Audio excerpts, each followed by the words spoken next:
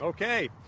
Hi, everyone, and welcome to Daily Citizen's live election night coverage coming to you from the nation's capital, Washington, D.C. And behind me, of course, the White House, 1600 Pennsylvania Avenue, the prize of the evening that President Donald Trump hopes to remain a resident of and Vice President Joe Biden hopes to move into. Yesterday, the candidates crisscrossed battle states, and they did their final message to undecided voters. The strategy, they hope, paid off today.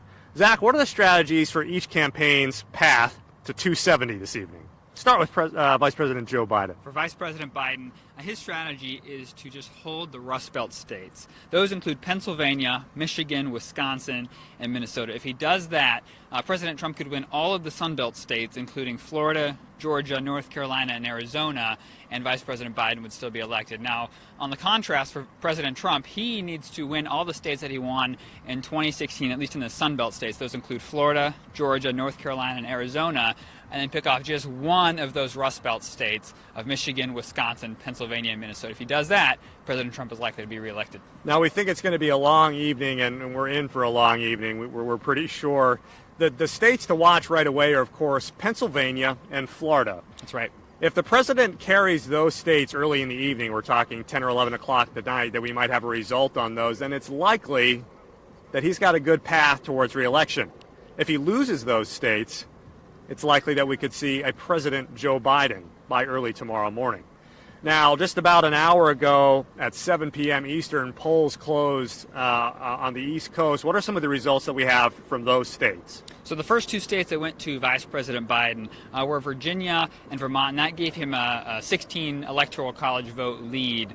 Now, Kentucky was the first state to go to President Trump, so that gave him 8. Right now, according to Fox News, Vice President Biden has 91 electoral college votes, and President Trump stands at 67. Now, we don't know Florida or Pennsylvania, but those are likely to come in hopefully pretty shortly.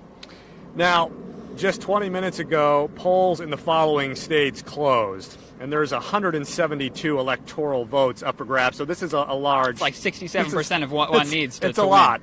Those states include Alabama, Connecticut, Delaware, Florida, Illinois, Kansas, Maine, Maryland, Massachusetts, Michigan, Mississippi, Missouri, New Hampshire, New Jersey, North Dakota, Oklahoma, Pennsylvania, Rhode Island, South Dakota, Tennessee, Texas, and of course the location we're at, Washington, D.C.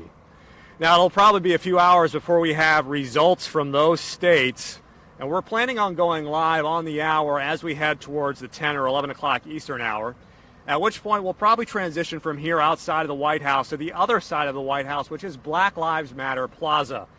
There today, there's demonstrations, there's screens set up in anticipation of the results of this evening's election. Now, police here in Washington, D.C., the city, federal, and the National Guard have been preparing for the worst. There's businesses that are boarded up, and they're prepared for looting. We hope that that doesn't happen tonight, but if it does, we'll be bringing it to you live, so you'll get to see what's happening along with us as it occurs.